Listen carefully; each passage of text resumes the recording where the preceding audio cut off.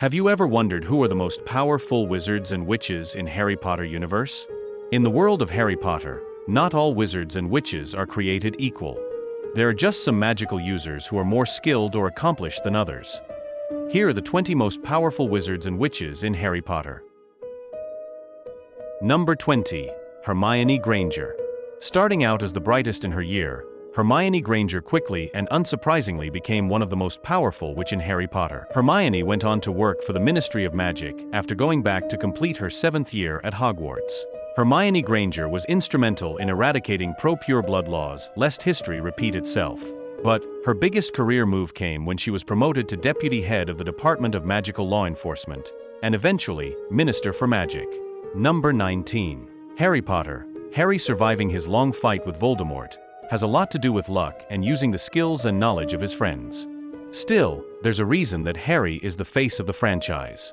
True, he barely survived his many battles, but Harry always did survive them. Harry was a rather unremarkable student, except in the realm of defense against the dark arts.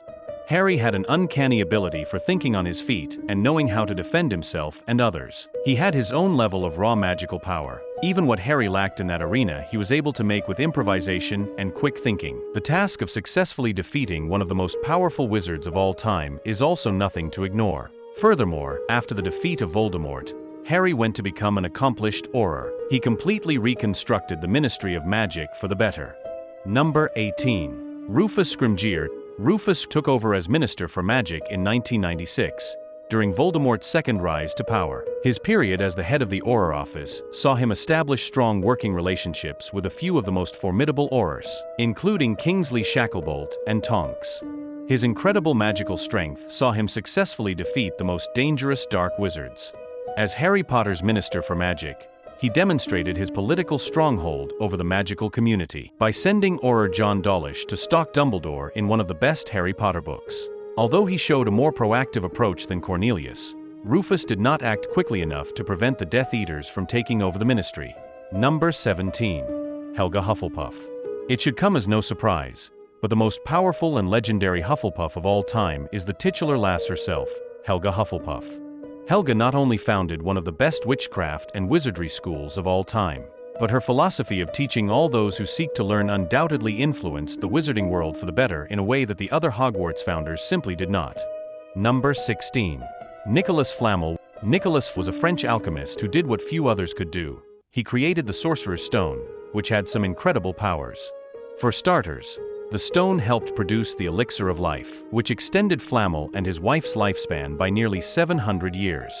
The Sorcerer's Stone could also turn any metal into gold. It would take considerable magical talent to create an object such as this, which was perhaps why Flamel was such a good friend to Dumbledore. While he was only spoken about in the Harry Potter series, the alchemist made an appearance in Fantastic Beasts: The Crimes of Grindelwald, where he helped Dumbledore and Scamander against Gellert Grindelwald. Nicolas Flamel was one of the greatest wizards of all time, as he could easily take on Grindelwald. Number 15. Gormlath Gaunt. Gormlath is mostly known for being the aunt of Isolde Sayre, who was the founder of Ilvermorny School of Witchcraft and Wizardry in the United States. Gormlath had a strong hatred for Muggleborns and half-bloods, much like her ancestor Salazar Slytherin. Her only appearance is within Pottermore, which gave background information for the movie Fantastic Beasts and where to find them. Her hatred for Muggles made her incredibly strong in the dark arts. She was skilled at Parseltongue, dueling, and tracking. Gormlath lived her life raising and keeping Isolde Sayre a prisoner. Isolde escaped and created her school in America, which Gormlath eventually discovered. Number 14. Rowena Ravenclaw. It seems impossible to talk about the most powerful Ravenclaws without talking about the woman who started it all. One of the founders of Hogwarts School of Witchcraft and Wizardry, Rowena Ravenclaw prized knowledge above all else. She believed it was important to have a curious mind and think outside of the box.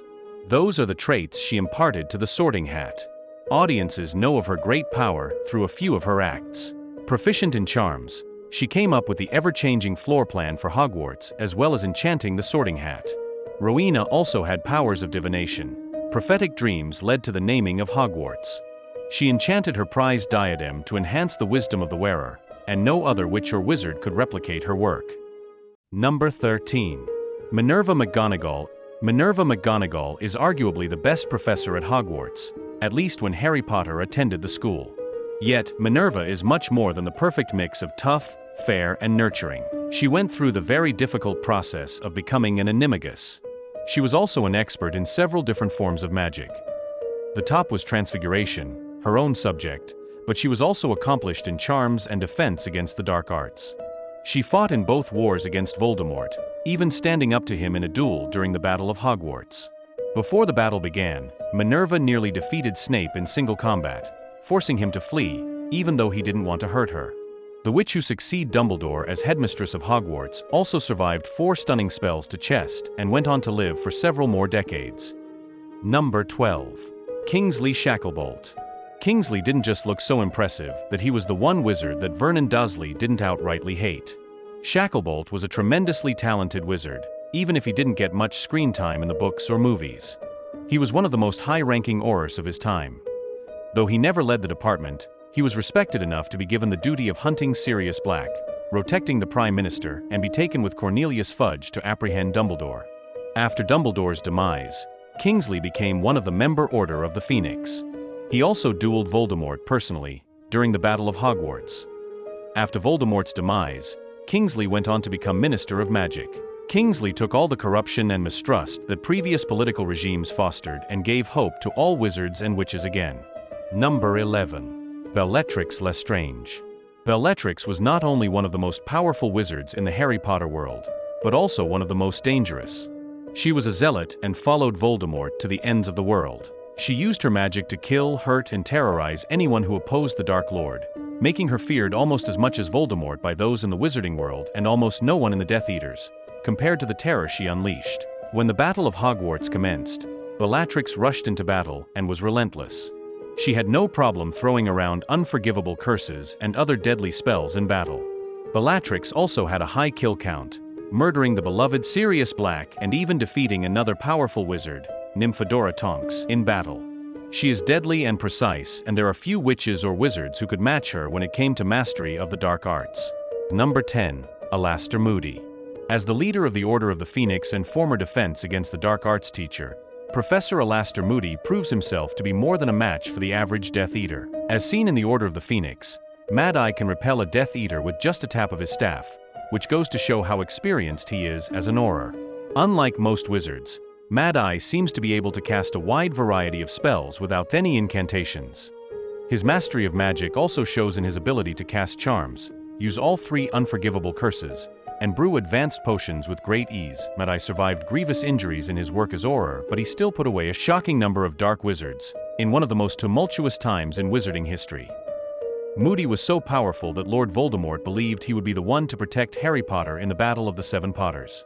Number 9. Godric Gryffindor. Truthfully, not much is known about Godric Gryffinder's specific magical talents. This is understandable as he was born 1,000 years before the series even started. That being said, there are some notable facts about him that are worth mentioning. First and foremost is the fact that he helped found Hogwarts. He, alongside the other founders, were stated to have used ancient magic to do so, a skill that is largely lost to most wizards in the current era, suggesting that he was one of an exceedingly rare group of people that could harness magic more powerful than most. Number 8 is Salazar Slytherin. Though Salazar Slytherin's legacy is one that brings shame and darkness to the wizarding world, he was still one of history's most powerful and knowledgeable wizards. He helped with the ancient magic that was used to construct Hogwarts, and even assisted in charming the Sorting Hat into existence. Beyond that, Slytherin also had proficiency in more esoteric areas of magic, such as legilimency and even wandcrafting, having made his own wand out of snakewood and basilisk horn. This brings up his most famous trait, his ability to speak Parseltongue. It is unknown if he developed this skill over time or if he was born with it, but Slytherin is one of the earliest recorded Parselmouths in the world. Of course, he was also one of the most gifted dark wizards of his time, and he even built the Chamber of Secrets to potentially teach his students such magic before he left the school in anger. This, in turn, brought up another hidden talent, the ability to breed basilisks, which Slytherin would enchant into stasis until summoned by one of his descendants. Slytherin was an amazing wizard. It's just a shame he wasted that talent on foolish ideals. Number 7. Severus Snape. Snape may very well have been the most powerful Death Eater of them all.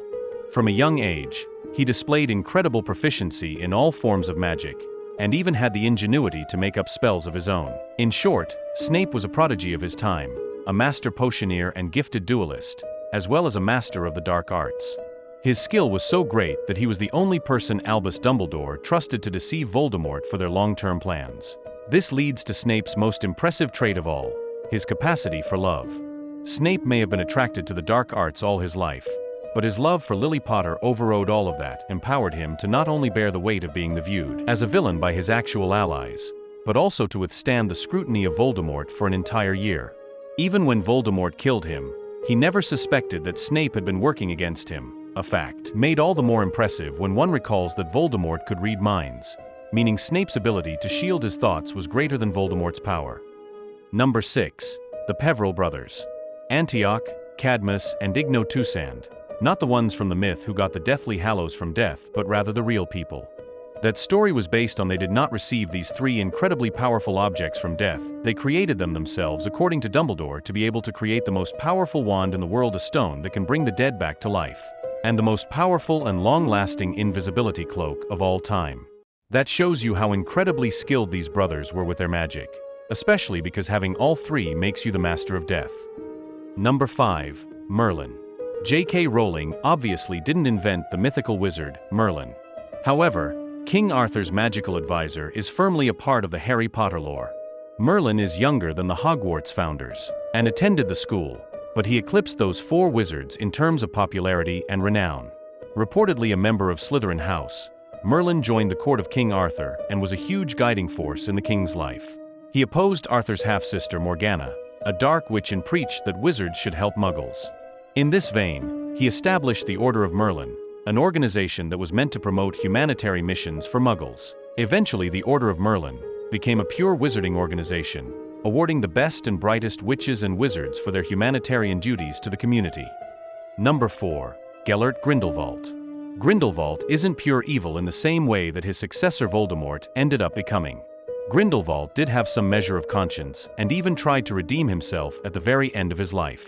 However, this doesn't change the fact that before Voldemort, Grindelwald was the greatest dark wizard the world had ever seen. Sadly, inspired by his teenage friend Albus Dumbledore, Grindelwald believed that the strongest wizard should rule, not only over muggles, but everyone. At the time of World War II, Grindelwald built an army for himself, around the world, all of which had the goal of amassing as much power as possible under his control. Grindelwald grew so strong that it was impossible for all but one to beat him. Albus Dumbledore had to step up and defeat Grindelwald, once and for all, in 1945. Although Dumbledore spared Grindelwald's life. Number 3. Credence Barebone. Credence was dealt an unfair hand. He was raised as an orphan and received such abuse that he began to try to conceal his magical ability, which resulted in him becoming an obscurial. In the previous Fantastic Beasts movies, Credence is informed that he is a Dumbledore, a revelation that left fans wondering how this would connect to the Harry Potter series.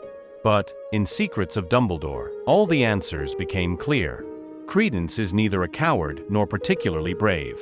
He is such a chaotic and confused character that most of what he does is simply desperate impulse, which can still make him a force to be reckoned with. In the end, he attempts to stand up to Grindelwald, which truly was a brave act, but his deliberation could not compare to the movie's other characters. Number 2. Lord Voldemort. Lord Voldemort was one of the most powerful wizards in Harry Potter, formerly known as Tom Marvolo Riddle. Voldemort's magical skills and abilities were almost unparalleled, and no one was a match for him until he was faced with Harry Potter. The strength of his spells and abilities were exponential, and he was able to amass a large group of followers who would do anything for him.